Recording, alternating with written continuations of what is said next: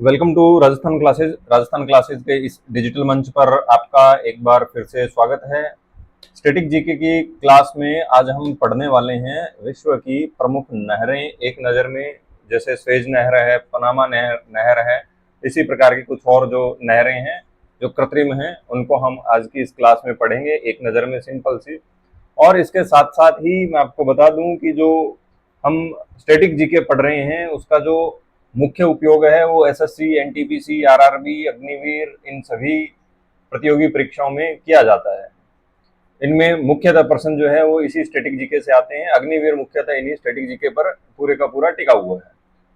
तो चलिए आज हम पढ़ते हैं स्टैटिक जीके में विश्व की प्रमुख नहरें। अगर हम सबसे पहले बात करें तो सबसे पहले है स्वेज नहर। स्वेज नहर की अगर हम बात करें तो स्वेज नहर भूमध्य सागर और लाल सागर को जोड़ती है। भूमध्य सागर और लाल सागर को जोड़ने वाली नहर कौन सी है? स्वेज नहर है। इसे 1869 में खोला गया और इसकी लंबाई जो है वो 168 किलोमीटर लंबी है और यह यूरोप और एशिया के बीच में सबसे छोटा समुद्री मार्ग प्रदान करती है। तो सबसे छोटा अगर समुद्री मार्ग कोई दे रहा है तो वो कौन सा है? एशिया और यूरोप के बीच में, वो है हमारा स्वेज नहर। तो स्वेज नहर सबसे छोटा, स्वेज नहर सबसे छोटा। 1956 में इसे गमाल अब्देल नासिर के द्वारा राष्ट्रीयकृत किया गया था। पहले ये उसका अलग सिस्टम था, प्राइवेटाइजेशन का सिस्टम था, लेकिन 1956 के अंदर इसको गमाल अब्देल नासिर के द्वारा राष्ट्रीयकृत कर दिया गया इसको। उसके बाद में देखते हैं पनामा नहर। पनामा नहर अटलांटिक महासागर और प्रशांत महासागर को जोड़ती है। ये याद रख लेना कि पनामा नहर जो है वो अटलांटिक और प्रशांत महासागर को जोड़ती है। एशिया और यूरोप के बीच में सबसे छोटा जो समुद्री जल मार्ग है वो कौन सा है? स्वेज नहर है। इसे कब खोला गया था? इसे 1914 के अंदर खोला गया था, 1914 में। ये कैप हॉर्न के चारों ओर लंबी यात्रा से बजाती है। जो कैप हॉर्न है उसके चारों ओर घूम करके आए उससे बेटर है कि सीधा बीच में से निकल करके आ सकते हो आप। इसमें जहाजों को ऊपर नीचे ले जाने के लिए एक लॉक प्रणाली का उपयोग किया जाता है। पनामा नहर में एक साइड में, जिस साइड में जलस्तर कम होता है उसका बढ़ाने का काम किया जाता है और जहां बढ़ा हुआ जलस्तर है उसको घटाने का काम किया जाता है। तो जहाजों को ऊपर नीचे लाने का मतलब यही है कि एक साइड में जलस्तर यहां तक है और दूसरी साइड का जलस्तर यहां तक है। अब इधर से आने वाले जहाजों को यदि यहां तक लाना है तो पनामा के गेट जो है वो बंद कर दिए जाएंगे। इसके अंदर यहां पर जहाज ला करके पनामा के गेट बंद कर दिए जाएंगे, जलस्तर बढ़ाएंगे। जैसे ही जलस्तर इस बराबर में आएगा जहाज को आगे ट्रांसफर कर दिया जाएगा। जैसे ही गेट खोलेंगे वापस जलस्तर यहां आ जाएगा।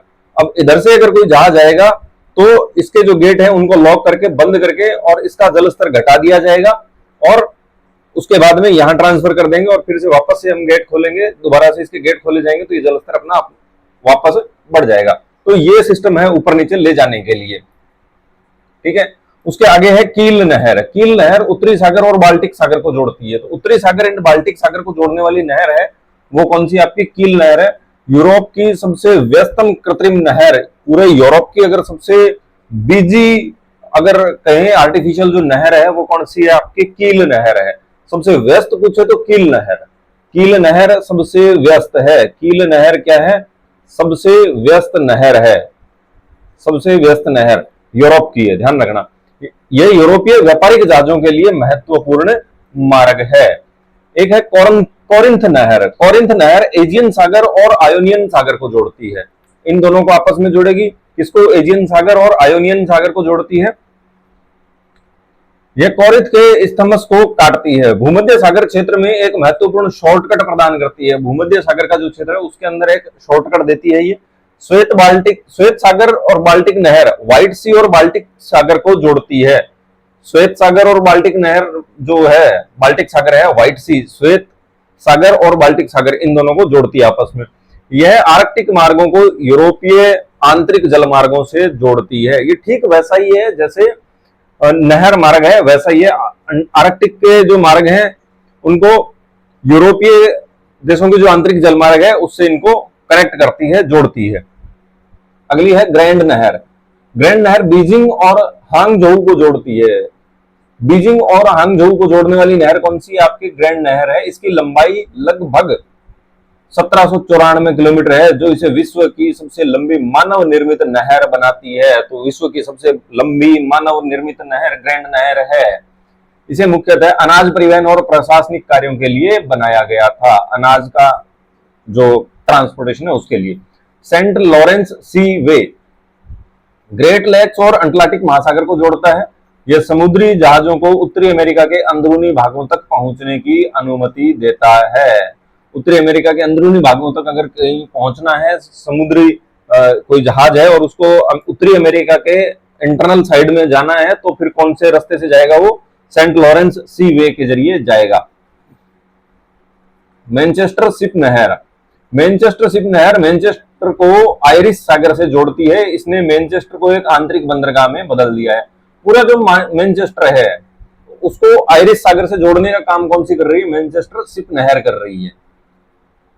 वोल्गा डॉन नहर, वोल्गा डॉन नहर वोल्गा नदी और डॉन नदी को आपस में जोड़ती है। एक है डॉन नदी और एक है वोल्गा नदी, इन दोनों को आपस में जोड़ने वाली वोल्गा डॉन है। वोल्गा नदी और डॉन नदी को आपस में जोड़ने वाली नहर वोल्गा डॉन नहर है। यह कैस्पियन सागर और ब्लैक सी को भी जोड़ती है। काला सागर और कैस्पियन सागर है उसको आपस में कनेक्ट करती है। अगली है कील एल्बे नहर। कील एल्बे नहर कहा जाता है, यह एक महत्वपूर्ण आंतरिक जलमार्ग है। इसका उपयोग जर्मनी में औद्योगिक परिवहन के लिए किया जाता है। तो कहां पर है ये? जर्मनी में मुख्यतः इसका उपयोग किया जाता है। तो ये थी आज की हमारी कुछ महत्वपूर्ण प्रमुख नहरें स्टैटिक जीके की। मिलते हैं अगले वीडियो में, तब तक के लिए आप सभी को थैंक यू।